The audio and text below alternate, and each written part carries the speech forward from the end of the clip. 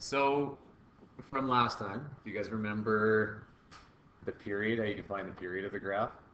It's just from any point to any point. This is actually going to be like a pretty helpful just sheet for you guys to look at when you're doing these, because you can see like that's what the period is. The amplitude is how high it is, so from like the midline and up. And yeah, like I think just go through this.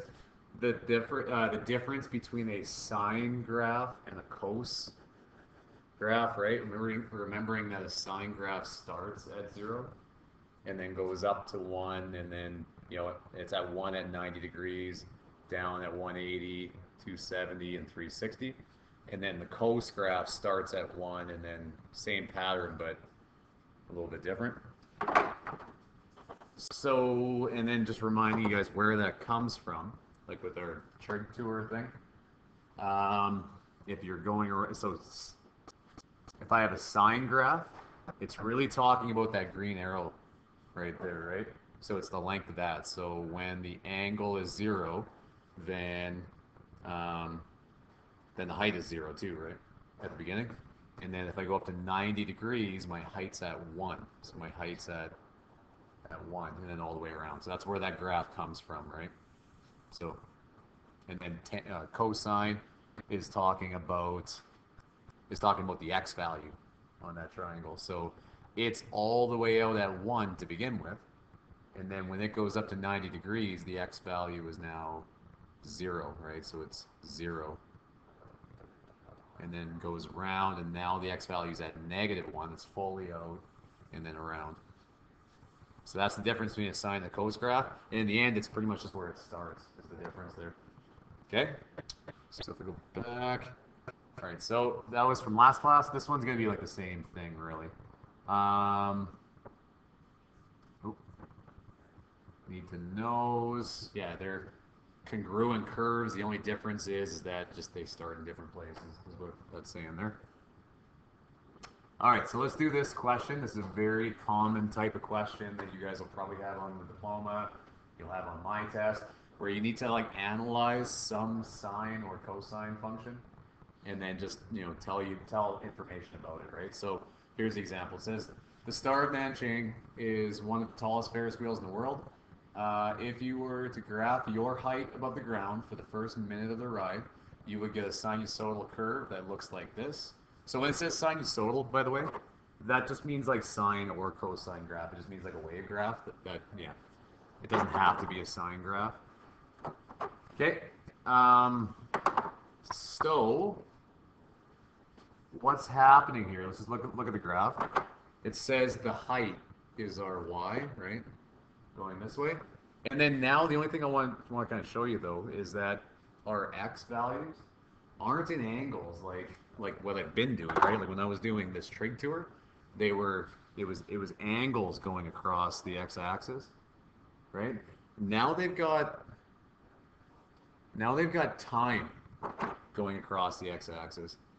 It doesn't really matter because like this thing is spinning at a constant speed, so you can just talk about, instead of like how many angles or how much angle has gone by, you can just talk about how much time has gone by.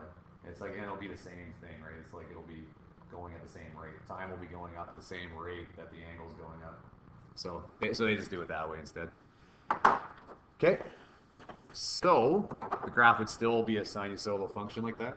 But so for A, it says when you get on the Ferris wheel, you usually climb a few stairs because the Ferris wheel cannot start on the ground. Can you tell from the graph how high the loading dock is? So this is where you're going to be looking at these points on the graph, right? So can you guys tell how high the loading dock would be on that graph? Like on this Ferris wheel? So it looks, yeah, so it's like this point, right, that I'm kind of looking at, because that's right where we get on, is right there, right? And this point happens at 0, 2. So remember the second value is our y value, right? So how high are we when we're getting on? 2, yeah, 2 meters, yeah. So we're 2 meters up, right? We're starting at 2. That's the bottom of our graph, is right at 2. So you are 2 meters. 2 meters high. Now, just looking at the graph, how tall is the Star of Nanching Ferris wheel? 160, right? Because that's this point or this point, doesn't really matter, but it's the y value at that highest point, right? That's as tall as it's going to be. So 160 meters. So now it says, what is the period of the Ferris wheel? So it's how, like, the period is going to be like how long does it take to do one complete revolution, right? And when I'm looking at the graphs, it's how long does it take to start repeating the pattern again, right? So if I'm starting here, and what I do is I'd say, okay, this is on its way up right there, right? And then I'd look for that point again where it's on its way back up again. So 30 minutes, right? Yeah, it takes 30 minutes for it to repeat because it goes from 0 to 30. And just again with period, it might not be so nice that they give you like, you know, the 0 point, so it's like nice and easy. Maybe you only knew like, you know, this point and this point. So then the period from, you know, here to here would still be 30, right? 60 minus 30 would be your period. Okay. And we also could have found that from any point. We could have found that from here to here. We could have found that from here to here. It should always be 30. That's where the pattern starts repeating again. Yeah, okay.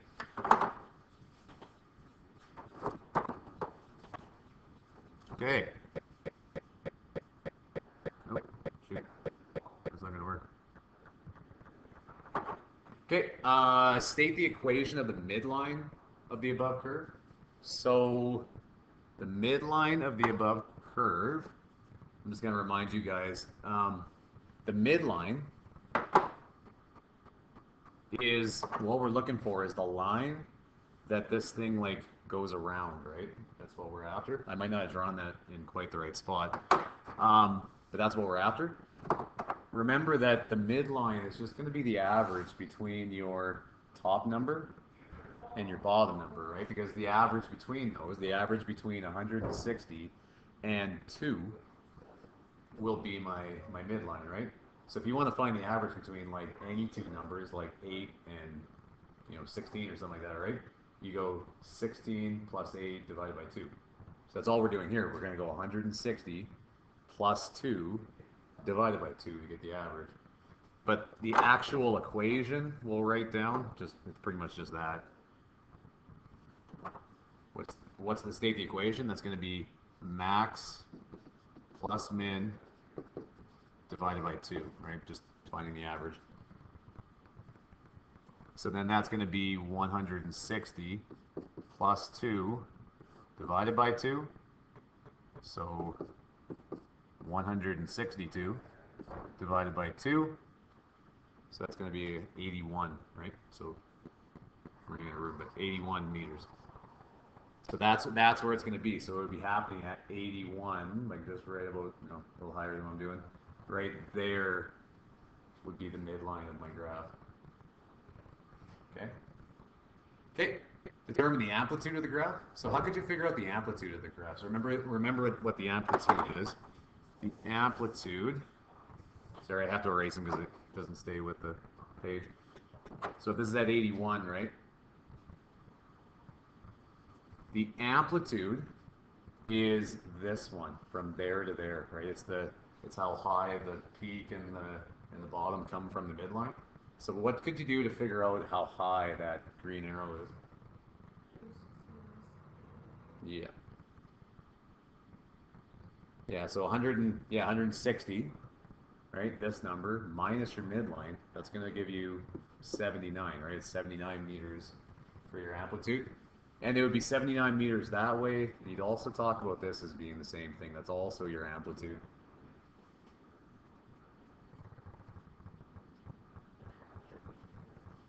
So maybe write that down there too. So 160 minus 81 is equal to 79. Okay, almost done. Okay, state the domain of the curve. So the domain of the curve, normally sine graphs are just x the number of the real numbers, but this is like a real life situation. So it starts at 0, right? We don't have a negative time happening here. So And it depends. If you said this ride just went on forever, then it would just be x has to be greater than 0. But I think it stops after an hour. That's kind of the way they've drawn it. So then the domain. So you'd say the domain is x has to be greater than or equal to 0, and it has to be less than or equal to 60.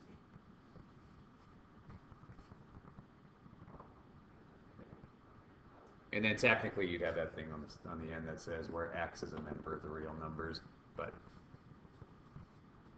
this is the important bit. Okay, and then the next question is what's the range? All right, so what would my range be? So my y values. What does y have to be greater than? It's got to be greater. No, it can't be 1. Right, because of how high did it start? Right. Yeah. It's got to be greater than or equal to 2, right? Because it started at 2. It can't go below where the starting point was. And it's got to be less than or equal to 160, right? Yeah. And then technically, again, where y is a member of the real numbers.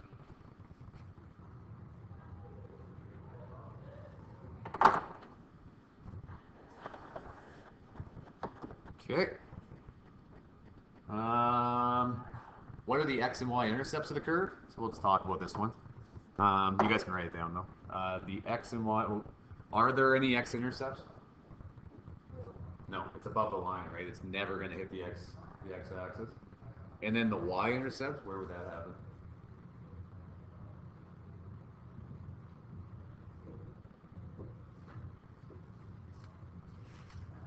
Right here, right where it starts is the y-intercept, so it's 0, 2. Yeah, you're usually right. You just don't want to say it out loud. Oh, okay, and then one light is placed in the Ferris wheel 20 meters from the center. Sketch how that light's height changes over 2 rotations of the wheel on the above grid. You know what? Let's skip that one. Kelsey face to the high school office. Kelsey face to the high school office. Okay. So now for this one, guys, mine's written sideways. I think I could change that. That one?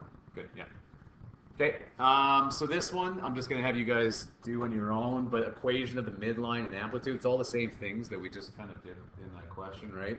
So the equation of the midline here would be your max, right? So in this case, that's 6. Your min would be 2. So then the equation of the midline, 6 plus 2 is 8, divided by 2 is 4. So the equation of the midline would be y is equal to 4. And then what would the amplitude be then? Can you figure that one out? So that was my midline, right? 2. Yeah, it's got to be 2 to the top there. Okay, and then period, same thing. You can just figure out the period by seeing how far it is until the pattern repeats, right? So if you started right here and went to right there, you know, you can see that 6 has gone by. So the period there would be 6. 6, whatever. It doesn't really tell you units what they're going up by, but.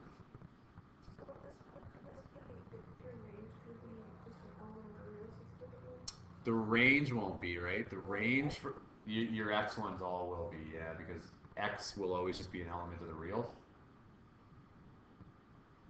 Because we're assuming these graphs go on forever. They haven't told us that it starts at a certain spot and ends at a certain spot.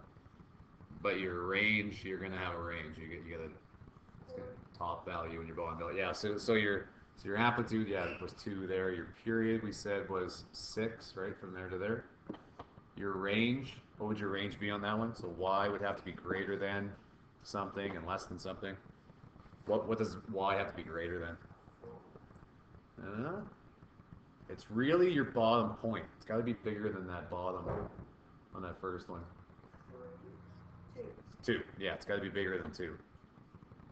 And it's got to be less than my max value. So it's got to be less than 6.